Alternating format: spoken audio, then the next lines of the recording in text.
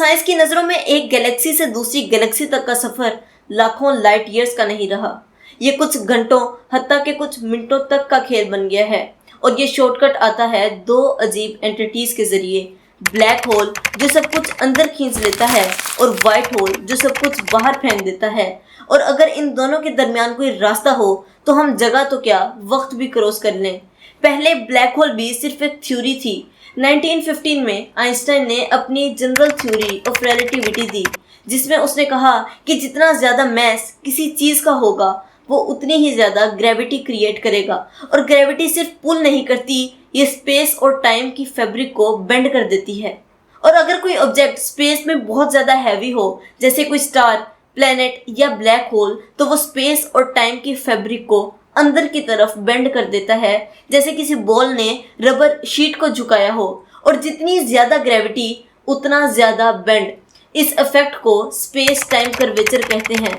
और ये गड्ढा इतना गहरा हो सकता है कि इसमें लाइट भी चली जाए तो वापस नहीं आती और इसके आसपास वक्त स्लो हो जाता है। इसी कॉन्सेप्ट से ब्लैक होल का आइडिया रियलिटी में आया। पहले लोगों ने कहा कि ये सब सिर्फ इक्वेशन का खेल है, ऐसा कुछ रियलिटी में हो ही नहीं सकता।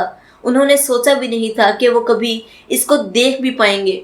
लेकिन फिर 2019 में दुनिया ने पहली बार ब्लैक होल का रियल इमेज देखा, जो कि M87 गैलेक्सी के सेंटर में था। एक ऐसी एलिप्टिकल गैलेक्सी जो कि हमसे 55 मिलियन लाइट ईयर्स दूर है। इसकी फोटो इवेंट होराइजन टेलीस्कोप ने ली, जो कि दुनिया के 8 रेडियो टेलीस्कोप्स को एक नेटवर्क में जोड़कर बनाया गया है। इस फोटो में हमें एक डार्क शैडो नजर आई और एक ग्लोइंग प्लाज्मा रिंग नजर आया।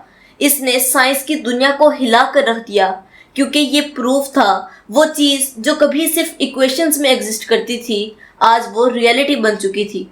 जब ब्लैक होल का कॉन्सेप्ट समझ में आया तो साइंटिस्ट ने सोचा, अगर ऐसी जगह हो सकती है जहाँ से कुछ भी वापस ना आए, तो क्या इसका उल्टा पॉसिबल है? एक ऐसी जगह जहाँ से सब कुछ बाहर आए पर अंदर कुछ भी ना जा सके। ये आइडिया 1964 में एक रशियन फिजिस्ट इगोर नोविकोव ने दिया। उसने इस कॉन्सेप्ट को वाइट होल का नाम दिया। इक्वेशंस के मुताबिक ब्लैक होल और वाइट होल एक स्पेस टनल के दो एंड्स हैं, यानी ब्लैक होल से मैटर एंटर करता है और स्पेस टनल के थ्रू होते हुए वाइट होल से बाहर निकल जाता है। इस टनल को नाम दिया गया वर्म होल। वाइट होल का कॉन्सेप्ट सुनने में सिंपल लगता है, एक ऐसी जगह जो चीज़ें बाहर फेंकती है, लेकिन असल में फिजिक्स में कुछ भी सिंपल होता ही नहीं। वाइट होल एक थ्योरेटिकल सॉल्यूशन है आइंस्टाइन की जनरल रिलेटिविटी थ्योरी का। ये सॉल्यूशन ब्लैक होल के बिल्कुल ऑपोजिट बिहेव करता है। ब्लैक होल और वाइट होल के आसपास एक ऐसी बाउंड्री होती है जिसे इवेंट होराइजन कहते हैं। ब्लैक होल के केस में अगर कोई चीज़ इस बाउंड्री के अंदर चली जाए तो वो कभी वापस ही नहीं आ सकती, ना लाइट, ना टाइम, ना मैटर।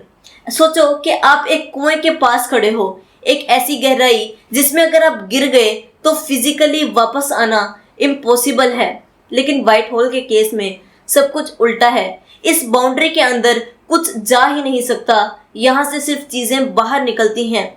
वाइट होल मैटर और रेडिएशंस को कॉन्टिन्यूसली बाहर फेंकता है, और अगर कोई चीज़ इसके आसपास भी जाए तो वो बाउंस बैक हो जाती है, यानी ये एक रिपल्सिव ऑब्जेक्ट है।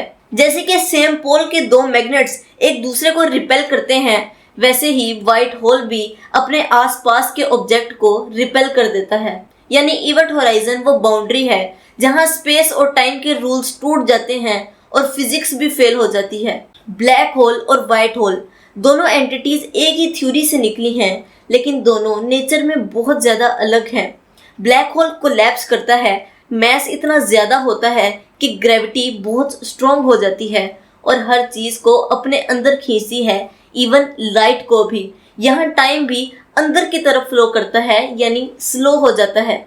मूवी इंटरस्टेलर में जब कूपर और उसकी टीम ब्लैक होल के पास एक प्लेनेट पर सिर्फ 3 घंटे गुजारते हैं तो अर्थ पर 23 साल गुजर चुके होते हैं। ब्लैक होल में चीज़ें सिर्फ अंदर आती हैं, बाहर कुछ भी नहीं जा सकता। लेकिन वाइट होल इसका एग्जैक्ट ऑपोजिट है। ये एक्सपैंड करता है और इसमें से चीज़ें बिना किसी सोर्स के बाहर निकलती हैं, यहाँ टाइम का फ्लो इतना फास्ट हो जाता है कि व्हाइट होल के पास गुजारा हुआ एक दिन अर्थ पर सिर्फ कुछ मिनट्स या सेकंड्स बन जाते हैं। व्हाइट होल के अंदर कुछ जा ही नहीं सकता, ये चीजों को बाहर निकालता है पर एक्सेप्ट नहीं करता। अब यहाँ से थ्योरी और ज्यादा इंटरेस्टिंग हो जाती है। 1935 में एल्बर्ट आइंस्टाइन और नेथन रोजन ने मिलकर एक आइडिया दिया कि अगर स्पेस और टाइम वाकई फ्लेक्सिबल है तो क्या हम दो अलग जगहों को फोल्ड करके जोड़ सकते हैं, जैसे हम एक पेपर को फोल्ड करके उसके दो पॉइंट्स को मिला दें। इसी आइडिया से निकला कॉन्सेप्ट आइंस्टाइन रोजन ब्रिज, जिसे हम आज वर्म होल के नाम से जानते हैं। इस कॉन्सेप्ट के मुताबिक अगर एक तरफ ब्लैक होल हो और दूसरी तरफ व्हाइट होल हो, ब्लैक होल से मैटर एंटर करे और व्हाइट होल से मैटर एग्जिट करे, तो बीच में एक कॉस्मिक टनल बन सकती है, वर्म होल। और ये टनल दो गैलेक्सीज हत्ता के दो यूनिवर्स को भी कनेक्ट कर सकती है। सोचो, एक तरफ ऐसी जगह हो जो हर चीज खा जाती है, दूसरी तरफ ऐसी जगह हो जो खाई हुई चीज को उगल देती है और बीच में एक टनल हो। मतलब अगर ये थ्योरी सच हो जाती है तो हम लाखों लाइट ईयर्स दूर का सफर भी कुछ सेकंड्स में तय कर सकते हैं। टाइम और डिस्टेंस इररेलेवेंट हो जाएंगे, सिर्फ एंट्री और एग्जिट पॉइंट मैटर करेगा। लेकिन ये थ्योरी सुनने में जितनी इंटरेस्टिंग है उतनी ही अनस्टेबल भी। क्वांटम मैकेनिक्स के मुताबिक वर्म होल का स्ट्रक्चर बहुत फ्रजाइल होता है, ये मिली सेकेंड में कोलैप्स कर जाता है। इसको सिर्फ एक चीज स्टेबल रख सकती है, एक्सोटिक मैटर। ये एक्सोटिक मैटर नॉर्मल मैटर से बहुत ज़्यादा अलग होता है।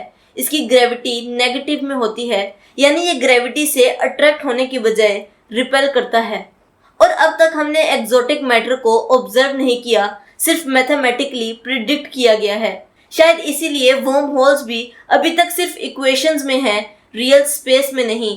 लेकिन अगर फ्यूचर में हम एक्सोटिक मैटर को कंट्रोल करना सीख गए तो हो सकता है कि वर्म होल ट्रैवल भी पॉसिबल हो जाए और दूर की गैलेक्सीज सिर्फ एक कदम दूर हों।